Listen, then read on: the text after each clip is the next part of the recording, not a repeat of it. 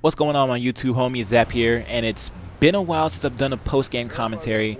As a matter of fact, it's been a while since I've actually sat down and talked to you guys about a specific topic and tried to hold discussion with you guys. So, my bad. I'm definitely slipping on that part.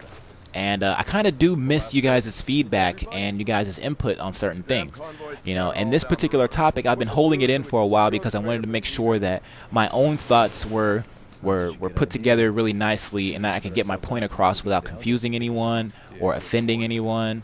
And I also wanted to make sure that you guys' heads were in the right place. I think now my fan base is kind of neutral. They're not so much as anti-Xbox or anti-PlayStation as they are, okay, I prefer this system over that system, or this type of game over that type of game. And I think that that's going to make for a really healthy discussion piece in the comment section. So let's try and avoid any fanboy arguments.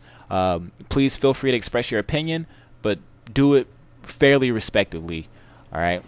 I want to have this conversation going on for a while, at least until the next Xbox and PlayStation 3 are finally released, whenever the hell that is. So we'll see.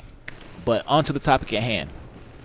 Today I want to discuss with you guys why I feel, and this is my own personal opinion, why I feel the first-party shooters or exclusive shooters on the PlayStation 3 don't do as well as the Xbox 360's first-party shooters. All right. Now, basically, my biggest issue, and I'm gonna go ahead and get this one out of the way. My biggest issue with the shooters on the PlayStation is that they're not being promoted the way that they should. You've got games like Killzone and Uncharted and SOCOM. They're really solid shooters in their own right. They all play differently. They all have something different to offer into their own respective markets. But Sony just isn't advertising them. There's no real TV spots for them. There's no real online promotion for these games. What you gave us a couple betas. Wow, whoop-de freaking do. But for the most part, the masses isn't really aware of what these games are. And it's not until like they hear about it on YouTube, like, hey man, Gears of War is way better than Uncharted. And then someone who's never heard of Uncharted, but is looking at a Gears of War video and they see the comment, they're like, Gears of War is better than Uncharted. And they hear about that, and the first thing that pops into their mind is, well, Gears of War is better than Uncharted. Let me go ahead and look at this whack Uncharted game. They type it in, and they already go into it with the mindset of Gears of War is better than Uncharted. That seed has already been planted, It's better than Uncharted. It's better than Uncharted. And they go in there and they see it. And the first moment they see something they don't like, that's it. It's done. It's over. Like, oh my God, this game is ass, and the negativity continues from there, So you got to make a good first impression yourself, Sony. You can't let other forms of media like reviews and other things captivate people or give them a bad impression. You have to give that good impression, that good first impression, with a TV trailer, with billboards, with online promotion on several sites that are frequented by gamers.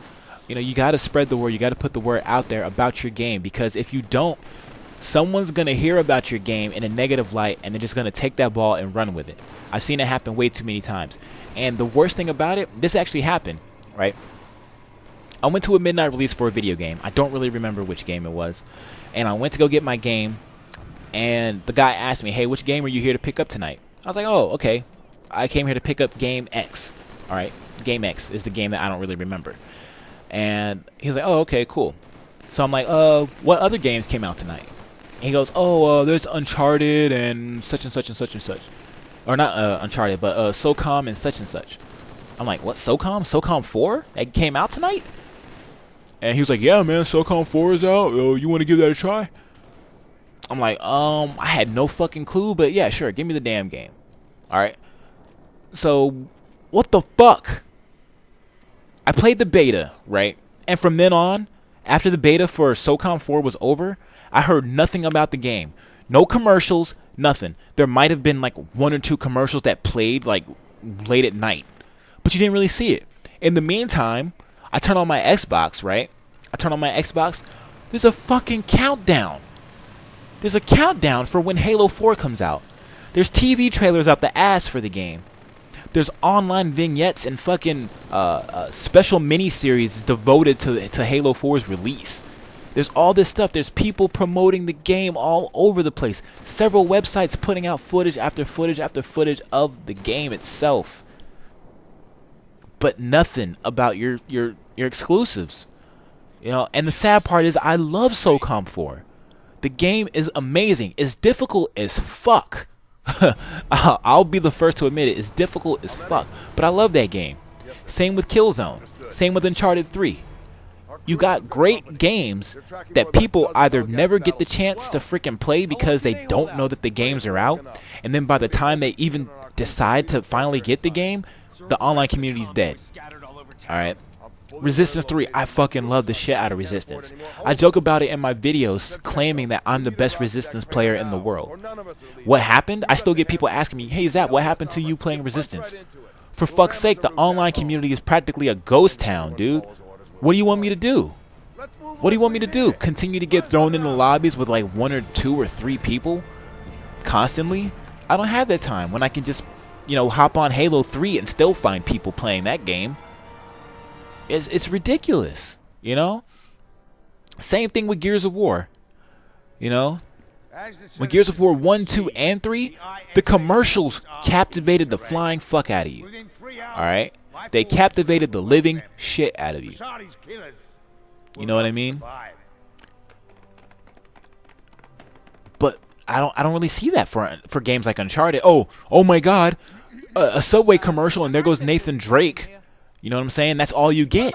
It's disgusting. You know? I don't understand how Sony fans can sit back and wonder why their online communities for their favorite online shooters are dying. It's because nobody wants to buy the games. Because nobody knows about the games. I'll get to why the average person doesn't want to buy the game, but people just don't buy the games because they don't know about them. Plain and simple. A lot of people, I should say, don't buy the game because they don't know about them. Now, for the people who do know about these games but don't buy them, I'm going to give you guys and again, this is my opinion. No one should be getting butthurt over what my opinion is, okay?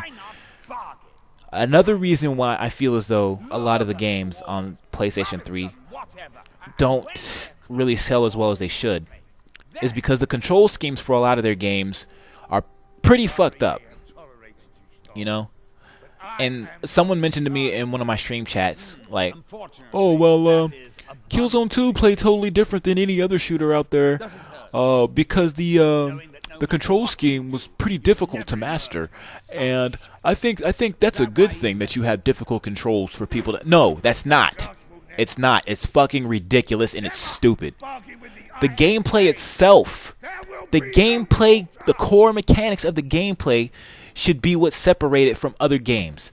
Not having fucked up controls to where the average person doesn't want to sit down and fucking learn it. You know? Oh, but why don't the person just go into the options menu and fucking, you know, change it? Because you shouldn't have to. You shouldn't have to. These are things that you should take into account. You wonder why games like Call of Duty are so successful? As bad as they get every year, you want to know why games like Call of Duty are so successful? It's because the control schemes are so easy for people to pick up and play. Why do you think Gears of War Judgment is taking an easy route with their control schemes? It's because it's easier for other people, for newer people of these franchises to pick up and play. And a lot of you hardcore elitist fans of your beloved games will be like, well, we don't want the casual people in our match. We don't want to invite the Call of Duty kids into our game.